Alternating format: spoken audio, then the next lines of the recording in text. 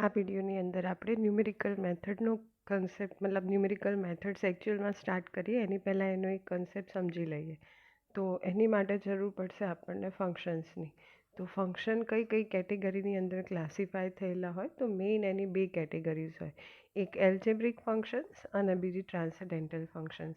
Algebraic ફંક્શનની અંદર એનું જે ફોર્મ હોય ફંક્શનનું તો એ કઈ ટાઈપનું હોય તો એની અંદર આપણને બેઝિકલી જે વેરિયેબલ આપેલો હોય, નોર્મલી આપણે વેરિયેબલ તરીકે એક્સ યુઝ કરીએ અને વેરિયેબલ તરીકે બીજા ઘણા બધા સિમ્બોલ્સ યુઝ થતા જ હોય, પણ અહીંયા આપણે એક્સનો યુઝ કરીએ.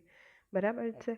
તો કોઈ વેરિયેબલ એક્સ આપેલો હોય જે ઇન્ડિપેન્ડન્ટ હોય, એટલે કે એની વેલ્યુ આપણે ગમે તે સિલેક્ટ કરી શકીએ અને એ એક્સ ઉપરથી આપણને કોની વેલ્યુ મળે? વાયની વેલ્યુ મળે. એટલે વાય શું કહેવાશે? એક્સ ઉપર ડિપેન્ડ કરે. જે પ્રમાણે એક્સની વેલ્યુ ચેન્જ થાય એ પ્રમાણે વાયની વેલ્યુ પણ શું થશે? ચેન્જ થશે. એટલે કે વાય એ વેરિયેબલ એક્સના ફોર્મમાં આપેલું એક ફંક્શન કહેવાય. અને એલ્જેબ્રિક ફંક્શનનું ફોર્મ કઈ ટાઈપનું હોય તો જેની અંદર આપણને ફંડામેન્ટલ ઓપરેશન્સ આપેલા હોય, લાઈક એડિશન કે plus minus, addition, subtraction, multiplication, division, એ ટાઈપના બધા ઓપરેશન્સ આપેલા હોય.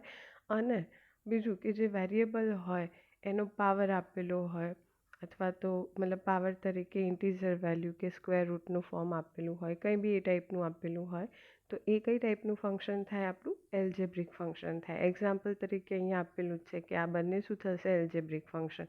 જેમાં તમને બીજી કોઈ ટાઈપનું ફોર્મ નહીં દેખાય ફંક્શનનું, જેમ કે આપણે લોગ લઈએ અથવા તો ટ્રિગોનોમેટ્રિક ફંક્શન્સ યુઝ કરીએ, અથવા એક્સપોનેન્શિયલ ફંક્શન કે જેની અંદર બેઝમાં કોન્સ્ટન્ટ વેલ્યુ આપેલી હોય અને પાવર તરીકે વેરિયેબલ આપેલો હોય. રાઈટ? એટલે આપણી પાસે આમ જોવા જઈએ, તમારે યાદ રાખવું હોય તો તમે આ રીતે યાદ રાખી શકો. આ એનું શોર્ટ ફોર્મ કે એલ એટલે લોગેરિધમ ફંક્શન, બરાબર. આઈ એટલે ઇન્વર્સ ટ્રિગોનોમેટ્રિક, ટી એટલે ટ્રિગોનોમેટ્રિક અને ઈ એટલે એક્સપોનેન્શિયલ. આપણે થોડું ડીપમાં સમજવું હોય તો આ રીતે લઈ શકીએ કે એલ આઈ એ ટી ઈ. લોગની અંદર શું આવશે? બધા લોગવાળા ફંક્શન. વેરિયેબલ તરીકે એક્સ અથવા એક્સની જગ્યાએ કોઈ કોઈ સિમ્બોલ આપેલો હોય અથવા એક્સનું કોઈ બી ફોર્મ આપેલું હોય, જેમ કે અહીંયા આપણે x+1 લઈ લઈએ અથવા x² કંઈ બી આપેલું હોય. એના પછી ટી એટલે ટ્રિગોનોમેટ્રિક ફંક્શન્સ, જેની અંદર મોટાભાગે સાઇન, કોસ, એની સાથે બી અલગ અલગ વેરિયેબલના ફોર્મ અથવા વેરિયેબલના અલગ અલગ સિમ્બોલ્સ આપેલા હોય. ટેન, કોટ, સેક અને કોસેક, જે આપણા બેઝિક ટ્રિગોનોમેટ્રિક ફંક્શન્સ કહેવાય. આ એની અંદર આવશે ઇન્વર્સ ટ્રિગોનોમેટ્રિક ફંક્શન્સ, જેમાં આપણે આ ટ્રિગોનોમેટ્રિક ફંક્શન્સ જોઈ ગયા એના ઇન્વર્સ ફોર્મ, એટલે કે sine inverse, cos inverse, tan inverse, sec inverse, cos inverse અને કોસેક ઇન્વર્સ. અને એક્સપોનેન્શિયલ ફંક્શનની અંદર એક્સપોનન્ટ પાવર આવે, કે બેઝની અંદર તમને એ આપેલું હોય, એ તરીકે તમે કોઈ પણ પોઝિટિવ રિયલ નંબર લઈ લો તો એનું ફોર્મ નોર્મલી આ રીતે હોય. બેઝની અંદર કોઈ રિયલ નંબર આપેલો હોય અથવા કોઈ constant value, real constant value, અને વેરિયેબલ તરીકે પાવર એક્સ અથવા એક્સનું કોઈ બી ફોર્મ આપેલું હોય. બેઝ તરીકે આપણે ઘણી વખત ઈનો બી યુઝ કરતા હોઈએ. ઈને કહેવાશે યુલર્સ નંબર, જે મેથ્સની અંદર ઓલરેડી નંબર્સ આપેલા હોય, લાઈક પાઈ છે, એ રીતે ઈ આવે. અને એના પાવર તરીકે, એક્સપોનન્ટ તરીકે પણ વેરિયેબલ આપેલો હોય. એટલે બેઝની અંદર કોઈ કોન્સ્ટન્ટ વેલ્યુ હોય અને પાવર તરીકે વેરિયેબલ આપેલો હોય. તો આ ચાર ફંક્શન સિવાયનું જે ફંક્શન વધ્યું કે જેમાં આ ચાર ફંક્શન્સ ઇન્ક્લુડ ના થતા હોય, એ શું થશે? એરિથમેટિક ફંક્શન, જે પ્યોરલી વેરિયેબલના ફોર્મમાં હોય અથવા તો કોઈ બી કોન્સ્ટન્ટ વેલ્યુ એકલી તમે લેશો તો પણ એ એરિથમેટિક ફંક્શનની કેટેગરીમાં ઇન્ક્લુડ થાય. બરાબર? તો અહીંયા આપણે જે એલ્જેબ્રિક ફંક્શનની વાત કરી એની અંદર કઈ ટાઈપના ફંક્શન આવશે? Arithmetic function. એમાં કયા કયા આવે? તો આપણે થોડું ડીપમાં જઈએ તો જુઓ, એને ફર્ધર કેટેગરીમાં ડિવાઈડ કરીશું. 3 કેટેગરીમાં ડિવાઈડ થાય. એક તો પોલિનોમિયલ ફંક્શન્સ, બીજું રેશનલ ફંક્શન્સ અને ત્રીજું ઇરેશનલ ફંક્શન. પોલિનોમિયલનું સ્ટાન્ડર્ડ ફોર્મ કંઈક આ ટાઈપનું થાય, અહીંયા લખ્યું એ પ્રમાણે કે a0 + a1 × x + a2 × x² up to +an × x power n = 0. હવે આ જે a0, a1, a2 up to an આપ્યા ને, એ અનનોન કોન્સ્ટન્ટ કહેવાય, જેની જગ્યાએ આપણે કોઈ બી રિયલ કોન્સ્ટન્ટ વેલ્યુ અથવા તો જે સિમ્બોલ્સ યુઝ થતા હોય કોન્સ્ટન્ટ માટેના, એ લખી શકીએ. અને એ વેરિયેબલ તરીકે આપણને એક્સ આપ્યું. તો આ એનું એક્ઝામ્પલ થયું.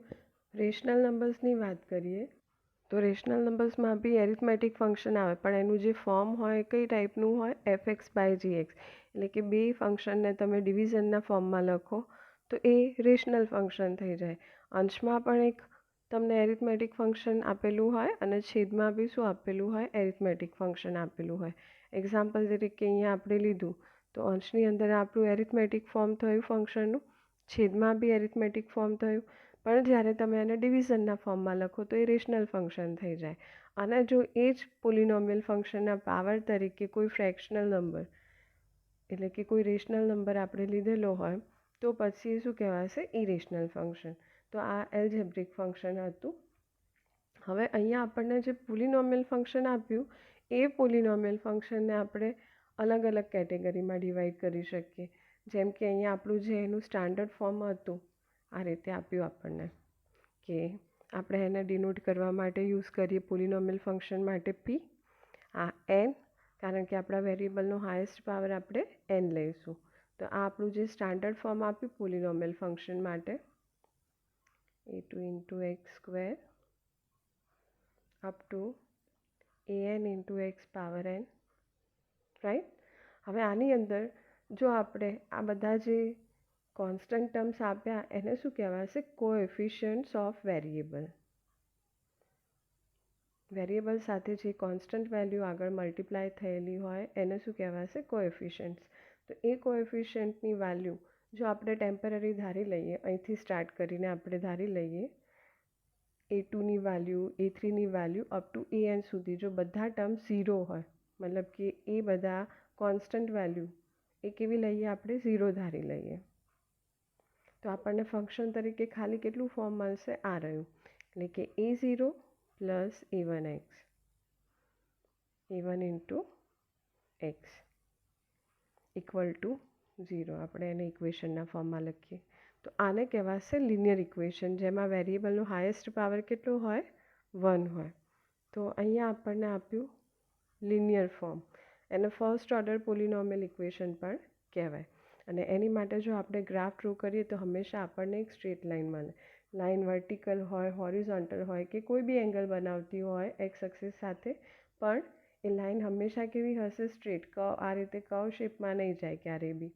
એના પછી વાત કરીએ નોન લિનિયર ઇક્વેશન. તો જે ઇક્વેશન્સ લિનિયર નહીં હોય, એટલે કે જે ઇક્વેશનની અંદર વેરિયેબલનો પાવર 1થી વધારે હોય, એ બધી જ ઇક્વેશન્સ નોન લિનિયર ઇક્વેશનની કેટેગરીમાં ઇન્ક્લુડ થઈ જાય.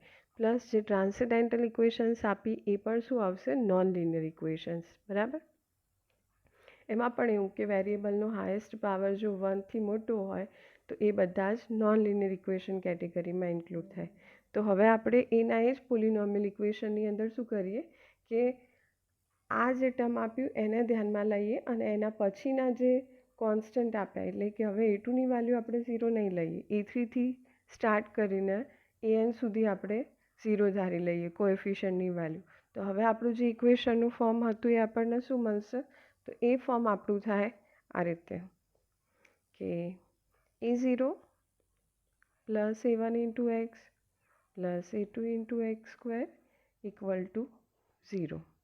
તો આ જે ઇક્વેશન આપણને મળ્યું એને કહેવાશે સેકન્ડ ઓર્ડર પોલિનોમિયલ ઇક્વેશન અથવા તો પછી ક્વોડ્રેટિક ઇક્વેશન. અને એને ઘણી વખત આપણે આ ફોર્મમાં બી લખતા હોઈએ કે a × x² + b × x + c = 0.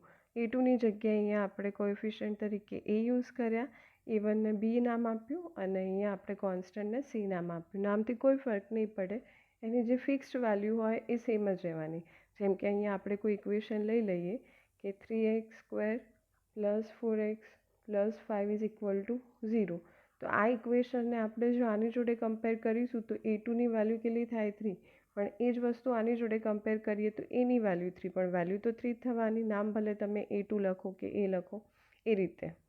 તો અહીંયા એ આપણી શું હતી, ક્વોડ્રેટિક ઇક્વેશન, રાઈટ. એને સોલ્વ કરવા માટે આપણે આગળ જોઈશું અલગ અલગ મેથડ યુઝ થાય, એમાં મેથડ ઓફ વેક્ટર્સ ને બધું.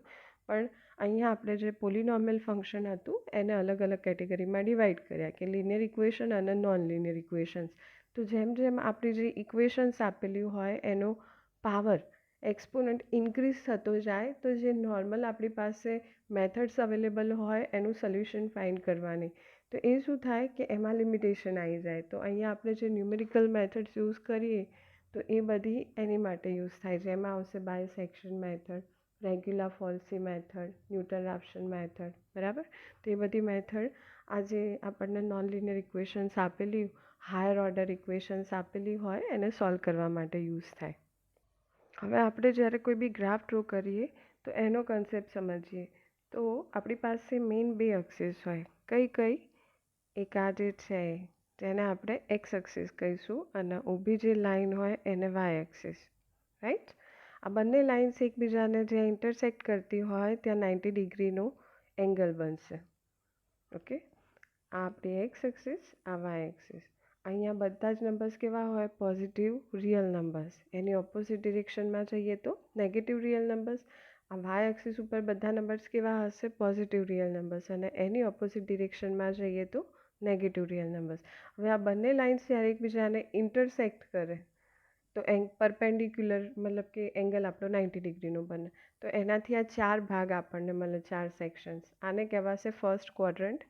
આ ફર્સ્ટ ક્વોડ્રન્ટ, આ સેકન્ડ ક્વોડ્રન્ટ, આ થર્ડ ક્વોડ્રન્ટ અને આ ફોર્થ ક્વોડ્રન્ટ, બરાબર. ફર્સ્ટ ક્વોડ્રન્ટની અંદર તો અહીંયા આપણે જે પોઈન્ટ્સને પ્લોટ કરીએ એની વેલ્યુ કેવી હોય? મતલબ એક્સની વેલ્યુ આપણે અહીંથી લઈએ અને વાયની વેલ્યુ અહીંથી લઈએ, બરાબર. આ લાઇન ઉપરના જે પોઈન્ટ્સ હોય એ પોઈન્ટ્સ માટે, કારણ કે આની અંદર આપણે જ્યારે બી પોઈન્ટ્સ પ્લોટ કરીએ તો હંમેશા કેવી રીતે લખાશે? પેરની અંદર લખાય, આ રીતે. પેરની અંદર પહેલો જે હોય એને એક્સ કોઓર્ડિનેટ કહેવાય અને સેકન્ડ જે હોય એને વાય કોઓર્ડિનેટ કહેવાય. તો એ પહેલી વેલ્યુ હંમેશા ક્યાંથી લેવાય? એક્સ એક્સિસ ઉપરથી. અને બીજી વેલ્યુ ક્યાંથી લેવાય? વાય એક્સિસ ઉપરથી. એક્સ એક્સિસ ઉપર વાય કોઓર્ડિનેટની વેલ્યુ 0 હોય. એટલે આ બધા જે નંબર્સ આપણે અહીંયા લખ્યા એ બધા નંબર્સને આપણે પેરમાં લખવું હોય તો 1 એટલે 1 અને એનો વાય કોઓર્ડિનેટ 0, એટલે આ રીતે. એની ઓપોઝિટ ડિરેક્શનમાં જઈએ તો -1 0, -2 0, એ રીતે. અને વાય એક્સિસ ઉપર એક્સ કોઓર્ડિનેટ 0 હોય. એટલે એ કઈ રીતે લખાય? તો પહેલાં એક્સ કોઓર્ડિનેટ લખાય એટલે એની વેલ્યુ 0 થાય. અને આ 1 લખવું હોય તો એ કઈ રીતે લખાશે? 0 1 0 2, એ રીતે. એટલે એક્ઝેક્ટલી આપણે જો લાઇન ઉપરના પોઈન્ટ્સને મૂકતા હોઈએ, પ્લોટ કરતા હોઈએ તો એ કન્ડિશનની અંદર આપણે પેરમાં લખવું હોય તો આ રીતે. એક્સ એક્સિસ માટે 1 0 2 0 અને વાય એક્સિસ માટે લખીએ તો પહેલાં 0 1 0 2, એ રીતે. હવે ફર્સ્ટ ક્વોડ્રન્ટની અંદર આપણે કોઈ પોઈન્ટને પ્લોટ કરીએ તો એમાં એક્સ કોઓર્ડિનેટ અને વાય કોઓર્ડિનેટ બંને કેવા હોવાના?